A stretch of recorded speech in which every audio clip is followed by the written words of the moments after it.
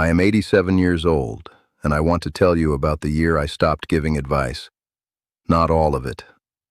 I still answer when a man asks me how to set a fence post so the frost does not lift it. I mean the other kind. The kind nobody asked me for. One evening I sat down and counted the times I had handed my wisdom to somebody who had not opened a hand to receive it. There were 11. 11 ways of speaking at the people I love most. Have you ever handed somebody something they never reached for? I did not feel ashamed when I finished, and I did not feel proud. I felt honest, maybe for the first time in years. Come sit down a while. Pull the chair closer to the fire. My voice is not what it was. I am not telling you that I stopped caring what happens to my family. I am not telling you I went silent and let the young ones walk into the ditch. And I am not telling you old people should go quiet. What I learned is smaller than that, and harder. Advice that is not asked for is not a gift. It is a bill, and the people we love have been paying it quietly for years, wondering why they feel so tired after they visit us. Do you know that tiredness? I made it. My grandmother had a saying she used on me when I was a boy of about 9, forever telling my cousins how to do things. She said, "A well does not run after the thirsty." I thought a good well ought to holler at people, ought to chase them down the road shouting that it had cold water, better than the creek. She let me think that for about 40 years. Then one summer, when my own son had stopped calling, I sat on her old porch step and I finally heard it. Do you know what a well does when nobody comes? A well is not less of a well because nobody came today. It does not shout. It does not follow anybody home. It stays where it is, deep and clean, and when a person is thirsty enough to walk out to it, it gives everything it has, without one word about how late they came. The first confession happened 3 springs ago. My granddaughter came to me the season she left her job. 26 years old, sitting at my table with her hands around a cup, telling me she wanted to go work with horses for a while. She had not asked me a single question. There was no question in the room at all. She was just telling me, the way you tell a man you trust. And I heard my own mouth open and say, "Well, you have got to think about your insurance." Her shoulders came down about an inch. She finished her cup. She said something kind about the weather, and she left an hour earlier than she meant to. My grandfather used to say, "When you answer a question nobody asked, you have told that person their own thinking is not enough." Do you know what 9 words can cost? I did that to her in 9, and I did not notice until she was already down the road. Before I go on, let me set one thing down beside you. I gathered what these long years taught me into a small collection called The Native Way. The link is down in the description under this video. There is no pressure at all in it. I am here with you either way, whether you ever open it or not, and this fire burns the same. Now let me give you the second confession. The second one is what I call the weather report. Somebody I love would tell me a hard thing, and before they had finished the sentence, I was already forecasting. That will get worse before it gets better. I have seen how that ends. I thought I was preparing them. What I was doing was standing in front of their door with a lantern, telling them the dark was dark. My grandmother said, "Do not describe the storm to a person already wet." What did they need from me in that moment? Not my forecast, and not my long memory of other people it had happened to. A towel and a chair, and my mouth closed. The third confession is the rerun. My own life, played back as instruction, when I was your age. In 1962, I had $2 and a truck with no floor.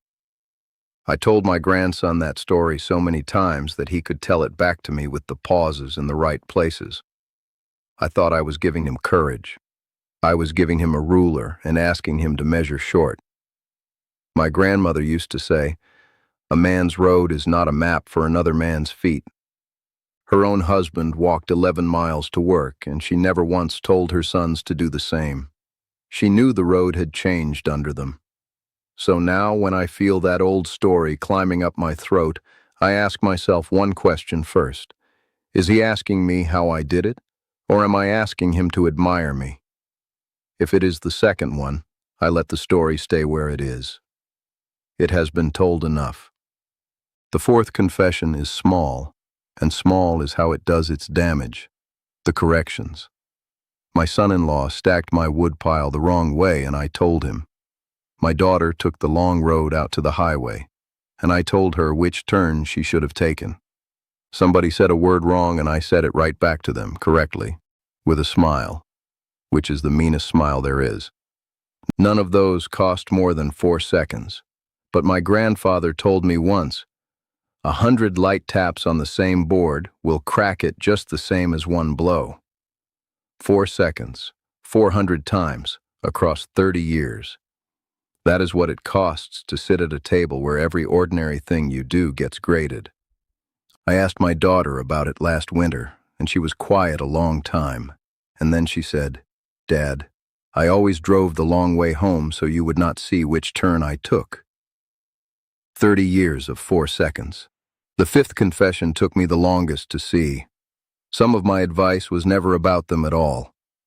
My nephew wanted to sell his father's land, and I went after him about it for 2 years. 2 years.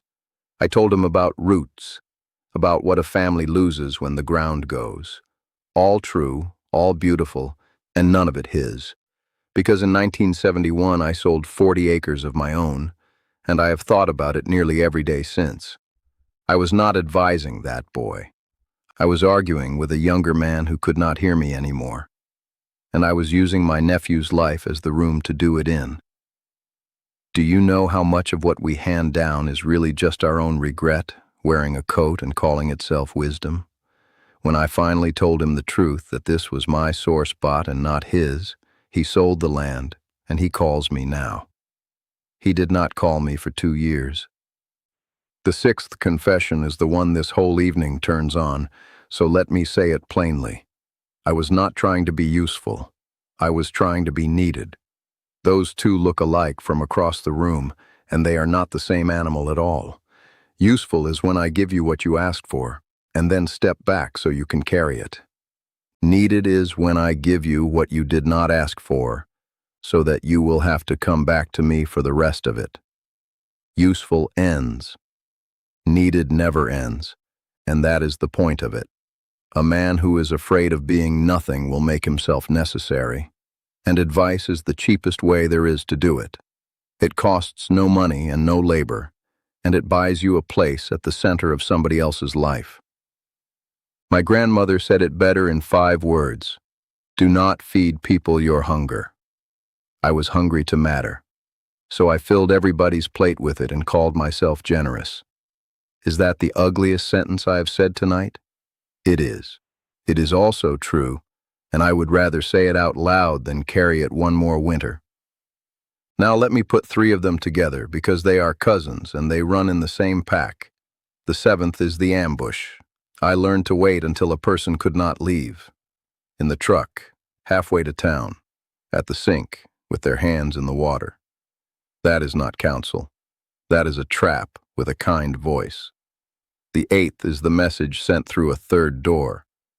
You ought to tell your brother he is working too hard. I never had the courage to say it to my son, so I put it in my daughter's hands and made her carry it. My grandfather called that handing somebody a hot pan and walking off. The 9th is the receipt. I gave the advice and then I checked. Did she do it?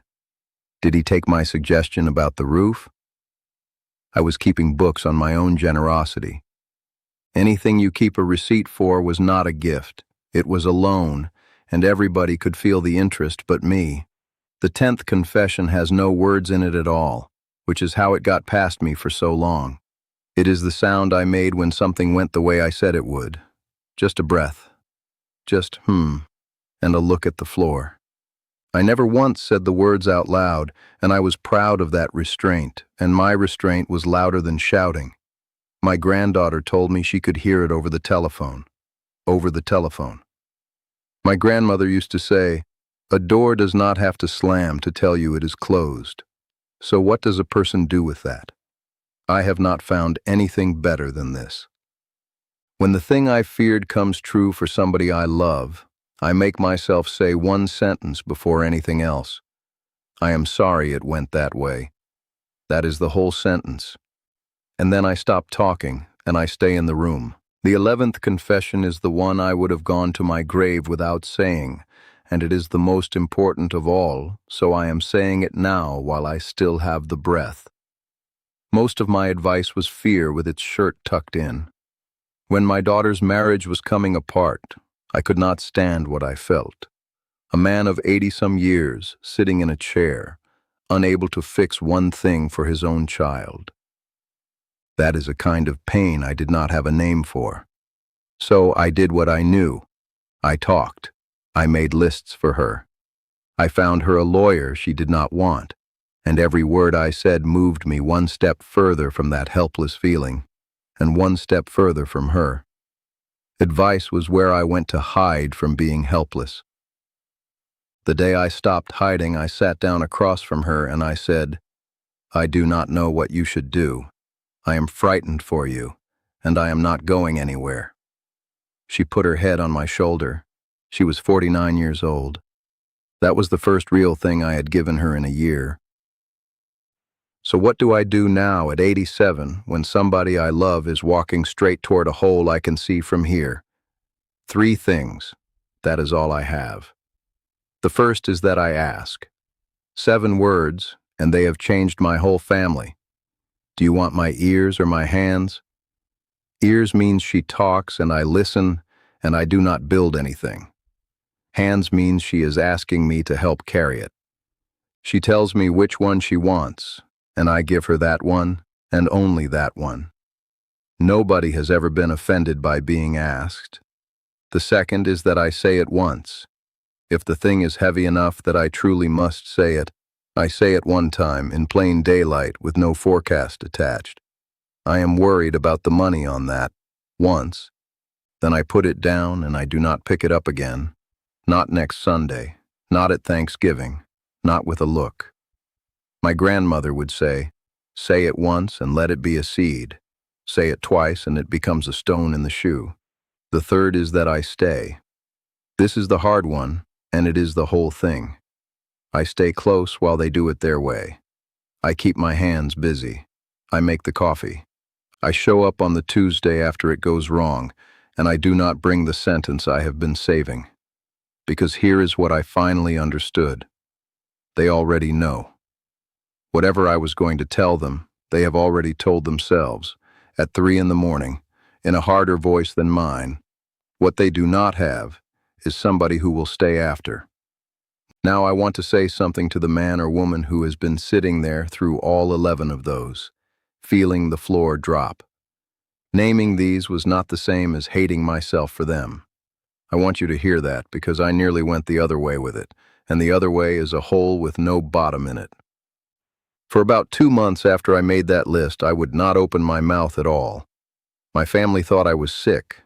I had swung from a man who advised everybody to a man who sat there like a stump, and I want to tell you plainly, that was not humility. That was the same vanity wearing a quieter coat. I was still making the whole thing about me. Here is what set me loose from it. A thing I did is not a thing I am. I was not a controlling man. I was a man who had a habit of correcting the woodpile. I was not a selfish father. I was a father with a habit of talking when he was frightened. Do you feel the difference in those? One of them is a verdict. The other is just a habit, and a habit is something a man can still get his hands on. A habit is something I can notice on a Tuesday afternoon and set down on Wednesday. A verdict is something I have to defend until I die. So when I catch myself now, halfway into a sentence nobody asked for, I do not put myself on trial. I just stop, sometimes in the middle of the word, and I say, "I am sorry, go on." 3 words. And then I go on being an old man who is still learning where to put his hands. So let me gather this up for you now, the way my grandmother gathered the ends of her shawl. 11. Answering the question nobody asked. Giving the weather report to a person already wet. Playing my own life back as instruction. Correcting the small things, 4 seconds at a time. Arguing with my younger self through somebody else's life, wanting to be needed instead of useful. The ambush in the truck. The message sent through a third door, keeping the receipt. The that says everything. And under all 10 of the others, the 11th, talking so I would not have to feel helpless. Now let me turn the shawl around and hold it out to you. When was the last time somebody asked you for what you gave them? Do you check, afterward, whether they took it? Do you correct the small things at your own table? The turn they should have taken, the way the wood is stacked? And when the one you love does the thing you warned them about, what sound do you make? And when they finally come to you, hurt and quiet, do you reach for a sentence, or do you reach for the kettle? Do not answer me. Answer the kitchen you are sitting in. You know which of those 11 is yours. You knew it before I finished saying it, didn't you? That is not a small thing to know at your age. That is the beginning of the whole business. I know what some of you are asking right now because I asked it myself with a pencil in my hand at 87 years old. Is it too late for me? I will not promise you that anybody calls. I will not promise you a warm kitchen by Christmas, or that what closed will open. I do not have that to give, and anybody who tells you different is selling something. Here is what I know for certain. Being old did not take away my noticing, and it did not take away my choosing. I can still catch one habit while it is happening. I can still make one ordinary choice about it, today, in this chair. That much is still mine, and it is still yours. Now I would like to hear from you. Of those 11, which number hit closest to home? Do not soften it for me.